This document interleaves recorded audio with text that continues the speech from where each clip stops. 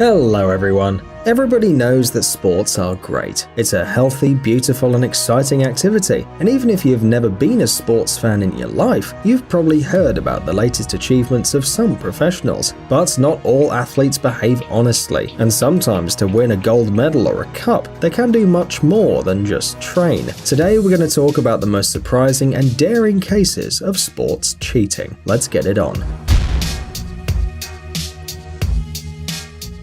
Tonya Harding. Boris Onyshchenko.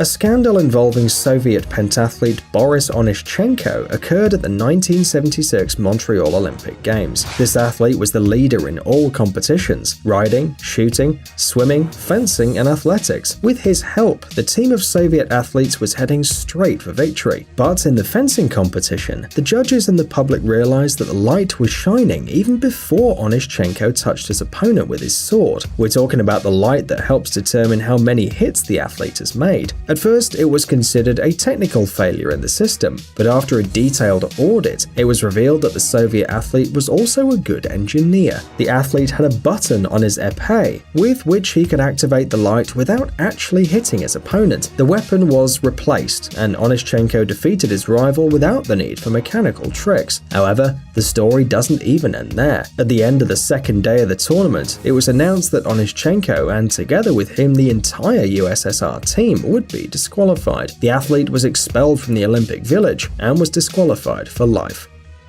Sergio Motsoeneng. To receive a cash prize for participating in the 1999 Comrades Marathon, it was necessary to finish in the top 10, and Sergio Motsoeneng did it without any problems. He finished 9th and was ready to get his money, but happiness didn't last long. The judges, having reviewed the race, noticed that Sergio had left the race several times for a short time. You're probably wondering what the problem is. Maybe the runner wanted to go to the bathroom. Well, that is possible, but how do you explain that every time Sergio returned to the race, his wristwatch moved from one hand to the other? The judges found this very strange and carried out an investigation that confirmed the fraud. It turned out that instead of Sergio, a part of the marathon was run by his twin brother, Fika. Yeah, boy. And the men changed places several times throughout the race. While one brother was running, the second was catching up with him on a bicycle. The cunning athlete was disqualified for 11 years, but the scammer didn't change. In 2010, he returned to the tracks and was disqualified again, but that's another story. The Spanish Paralympic team.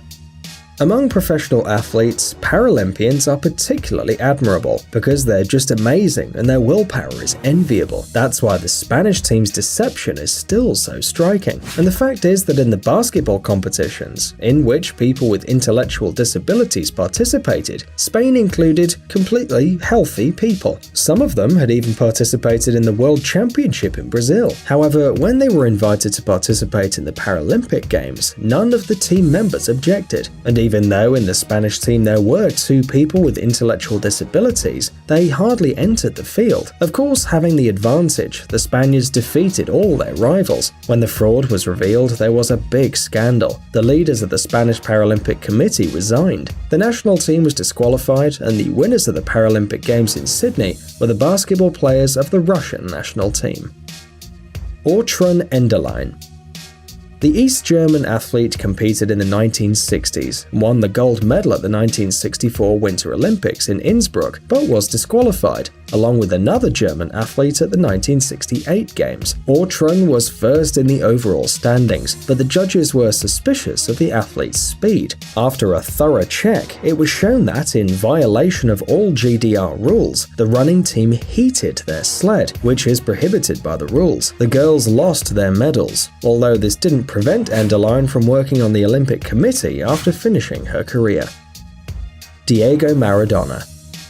World-famous footballer Diego Maradona, like any famous person, is far from being a saint. The situation, of course, can be controversial, but the fact is, in the 51st minute of the 1986 World Cup quarter-final against England, the great Maradona scored a goal with his hand.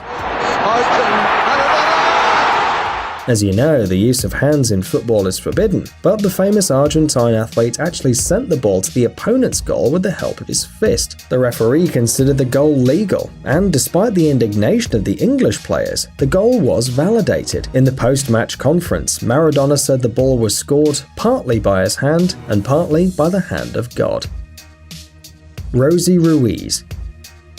Imagine that an unknown athlete comes to town and unexpectedly wins the marathon with one of the best female results in marathon history of all time. You may think she's a talented person who until now had been in hiding, but the fact is that Rosie Ruiz ran the Boston Marathon with a record time of 2:31:56, and at the finish line she looked too good for a person who'd just gotten over such a long distance. In addition, she could vaguely remember the details of the race, and the judges and other runners didn't remember her in the group of leaders. A little strange, isn't it? Everything became clear thanks to two witnesses who said that Ruiz entered the race from the crowd 1 kilometer from the finish line. Other people remembered seeing the runner in the subway. That way she ran through most of the marathon. It's not a bad idea in case you don't have a twin sister. As a result, Rosie was disqualified, and marathon organizers now use special chips. Participants of the Olympic badminton tournament. Perhaps one of the main rules of professional sports is to give all you have to win. In the end, most athletes literally dedicate their lives to setting records and winning medals, so no one will play using only half of their strength. Or maybe so. During the Olympic badminton tournament in London 2012, 4 teams of players at once decided to relax a bit. The fact is that after the draw procedure, many teams or individual players could choose their opponent in the quarterfinals. As a result, the athletes played averagely. The strongest lost to the weakest. In short, the couples decided to choose weaker opponents and relax a little, but something went wrong. The athletes were first booed by outraged spectators,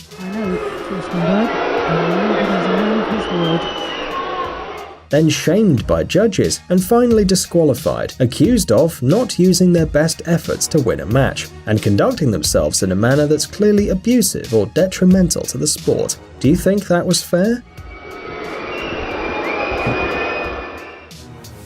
Roberto Rojas.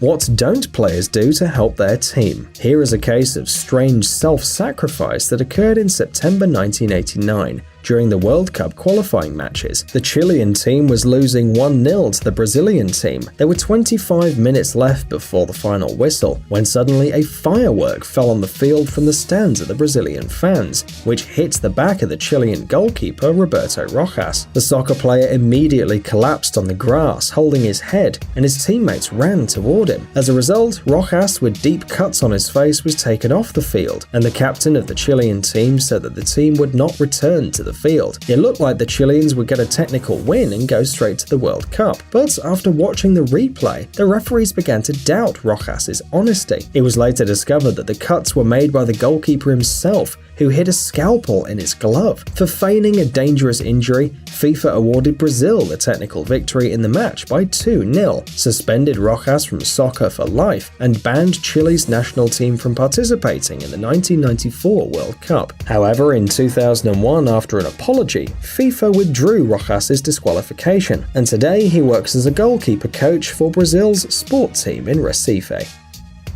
Femke van den Drijke. Did you know that in addition to conventional doping, there is also mechanical doping? In other words, making illegal changes to the sports equipment. Femke van den Drijke, a famous 19-year-old Belgian cyclist, was one of the first to do this at the World Championship. As a result of the radio frequency analysis in the frame of the bicycle, they found a hidden engine, which converted a usual bicycle into an electric bike. The device helped the athlete to ride faster, and therefore can be considered as doping. During the race, she dropped out for technical reasons, which led to the verification of her bicycle, which turned out to have this little secret. However, she of course immediately stated that the bike belonged to a friend, and that her mechanic accidentally got confused, and the girl didn't even notice the change. Well, what can we say? Anything could happen, right? Many athletes confuse their bikes, and then their wheels just spin by themselves. Psst, dude, are you looking for new technologies and great gadgets? Are your thoughts focused on the future? Do you love huge vehicles and can't imagine your life without robots around you? Then visit TechZone, and you'll find all this and more. The link is in the description. You interested? Great.